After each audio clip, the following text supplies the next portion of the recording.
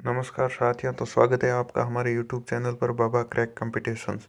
तो आज हम देखेंगे राजस्थान के प्रमुख रियासतों के राजाओं द्वारा ग्रहण की गई उपाधियाँ। कुछ उपाधियाँ राजा स्वयं ग्रहण करते थे, कुछ उन्हें साहित्यकार दिया करते थे, या उनके चारण कवि, भाट कवि, जो उनके दरबारी कवि होते थे, वे उपाधियाँ देते थे जिनमें वो निपुण होते थे।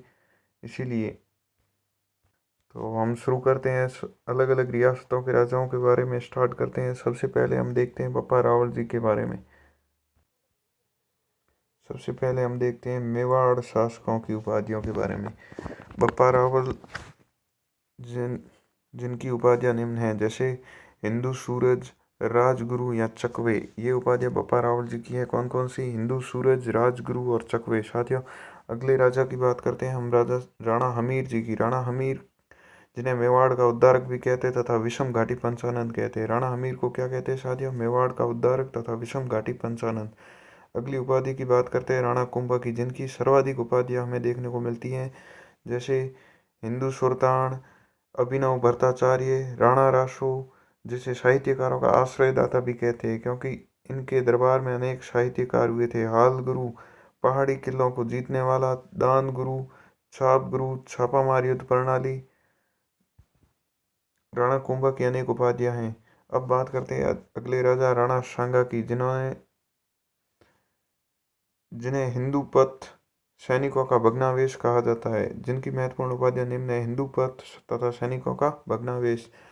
राज सिंह, अगले मेवाड़ के शासक की बात करते हैं। राज सिंह, राज सिंह को विजय कटकातु, मतलब सेनाओं को जीतने वाला। विजय कटकातु का अर्थ क्या होता है साथियों? सेनाओं को जीतने वाला।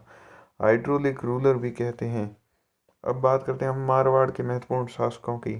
मारवाड़ के शासकों में सबसे पहले आते हैं मालदेव। मालदेव को हिंदू बादशाह, हसमत वाला राजा, मतलब हसमत यानी साथियों वैभव वाला राजा। अगली बात करते हैं चंद्रसेन जी की। चंद्रसेन को मारवाड़ का प्रताप कहते हैं क्योंकि इन्होंने भी महाराणा प्रताप की तरह अत्यंत संघर्ष किया था।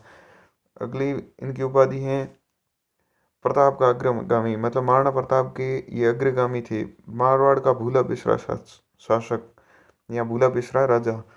फिर उपाधियों की बात में अगली कड़ी में हम देखते हैं गज सिंह। गज सिंह को दल थम्बन की उपाधि जहांगीर द्वारा दी गई थी। दल थम्बन की उपाधि किनके द्वारा दी गई थी? जहांगीर द्वारा।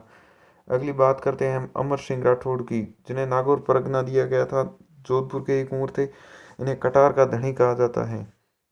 दुर्गादास राठौड़, दुर्गादास राठौड़ को राठौड़ों का यूलिसेस कहा था कर्नल जेम्स टॉड ने। कर्नल जेम्स टॉड ने दुर्गादास राठौड़ को राठौड़ों का यूलिसेस कहा है। राजपूताने का गैरीबाल्टी भी कहते हैं दुर्गादास राठौड़ को। मारवाड़ का अणबींदिया मोती। साथियों, ये महत्वपूर्ण है, कई बार परीक्षाओं में पूछा जाता है। मारवाड़ का अणबींदिया मोती किसे कहते हैं? दुर्गादास राठौड़ को। अगली बात करते हैं हम बीकानेर के महत्वपूर्ण शासकों की उपाधियों के बारे में। देखते हैं राव लूणकरण की उपाधि। बिट्टू सूजा ने लूणकरण को कलयुग का कर्ण कहा है। बिट्टू सूजा ने लूणकरण को कलयुग का कर्ण कहा है। कर्ण सिंह को जालंधर का बादशाह कहा जाता है तथा राय सिंह को मुंशी देवी प्रसाद ने राजपूताने का कर्ण कहा जाता है। ये बड़े कंफ्यूजिंग है साथियों।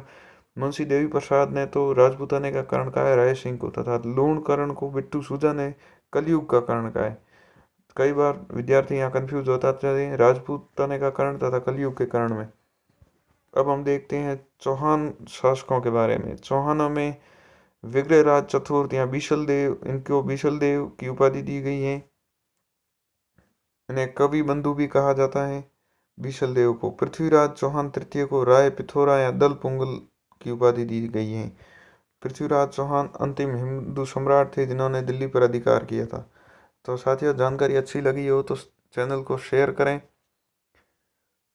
तथा लाइक करें वीडियो को। ऐसे ही वीडियो पाने के लिए हमारे चैनल को सब्सक्राइब जरूर करें। धन्यवाद। Thank you.